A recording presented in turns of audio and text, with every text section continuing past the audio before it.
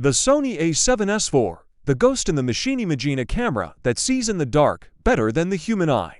A tool so powerful it blurs the line between a hobbyist's mirrorless and a Hollywood cinema rig. For years, the Sony a7S series has been that legend. It was the camera that changed everything for indie filmmakers. But in 2026, the silence from Sony has become deafening.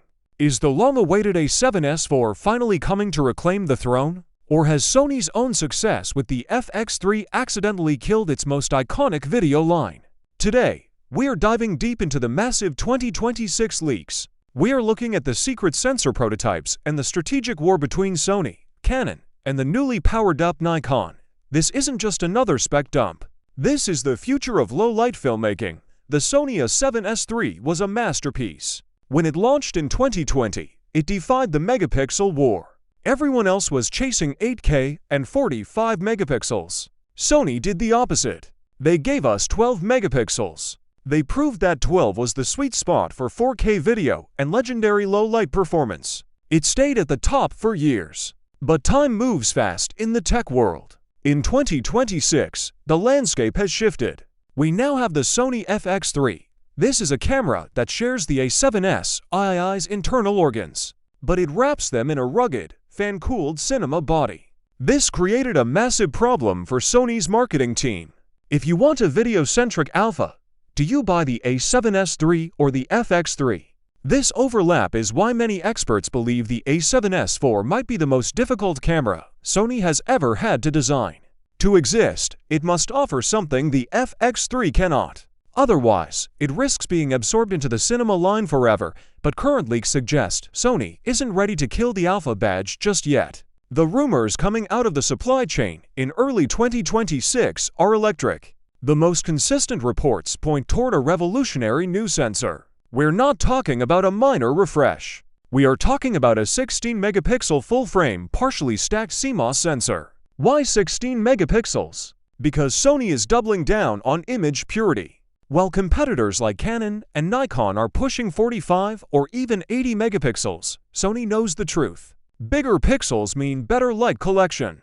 This new sensor is rumored to prioritize a large pixel architecture. This design allows for extreme low light capability.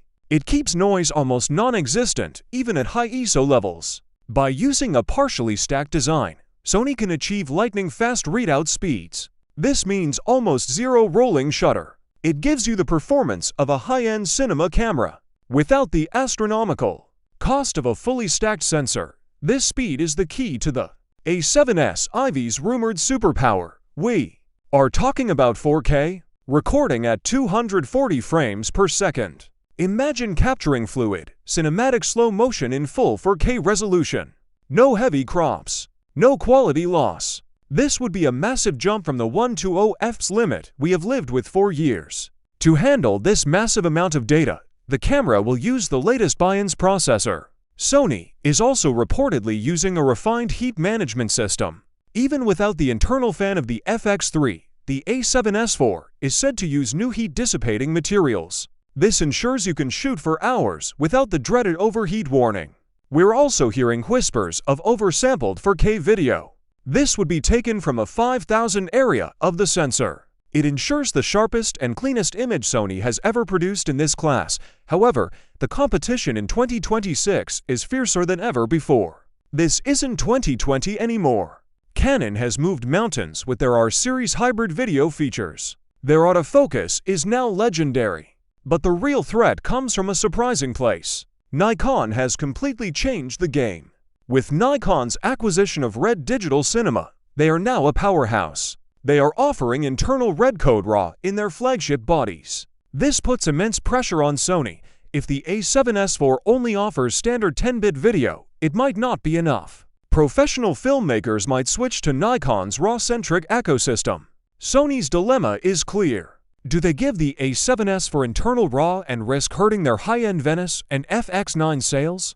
Or do they play it safe and lose the market to Nikon? Some analysts believe the a7S name might even evolve. There is a theory that Sony will merge the philosophies of the a7S and the FX line.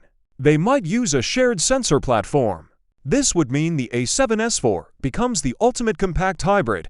It would have a world-class viewfinder for those who still love the alpha form factor. Meanwhile, the FX3 Mark II becomes the rig-ready cinema tool. They would both use the same 16-megapixel heart. This strategy would allow Sony to dominate both markets at once. Whether it stays a traditional alpha body or takes a new form, the goal remains the same. It needs to be the king of sensitivity. It needs to be the camera that works when the lights go out. The tech world is also buzzing about AI integration.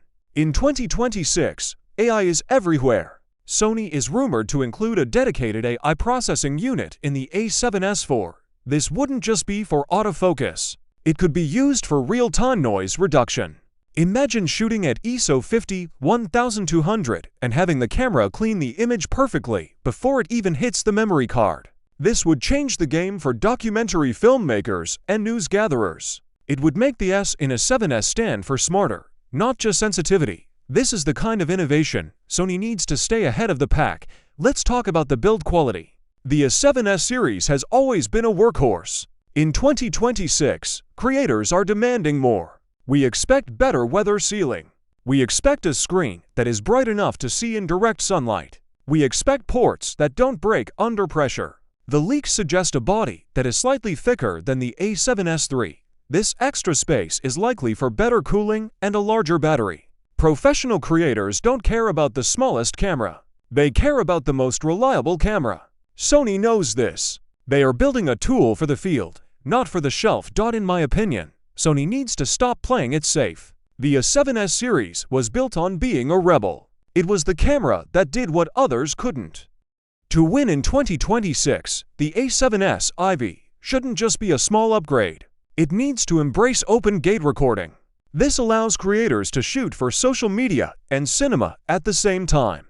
It needs to provide a more robust internal RAW workflow. This is the only way to compete with the Nikon-RED alliance. Low light is great, but in a world of AI denoising software, raw data is the new king. If Sony can deliver that 16-megapixel sensor with 2.4 OFs and internal RAW, they won't just have a successful camera. They will have a legend that lasts another 6 years. They will prove that the Alpha line is still the king of the mountain. The stakes have never been higher. Every year, more creators enter the market. They are looking for the best tool to tell their stories. Sony has the history. They have the glass. They have the technology. Now, they just need the courage to release a camera that breaks the rules. The A7S IV could be that camera. It could be the bridge between the world of photography and the world of high-end cinema. It could be the ultimate weapon for the modern filmmaker. We are all waiting to see if Sony will take the leap. What do you think Sony should prioritize for the A7S IV? Is it more resolution for those who want to crop? Is it better raw workflows for the professional colorist? Or should they stick to being the undisputed king of low light? Let me know your thoughts in the comments below. I want to hear your theories. If you like this deep dive into the 2026 camera world, make sure to subscribe. Share this video with your filmmaker friends who are waiting for the next big thing. And don't forget to hit the bell icon so you never miss a leak or a breaking update. Thanks for watching, and I'll see you in the next one.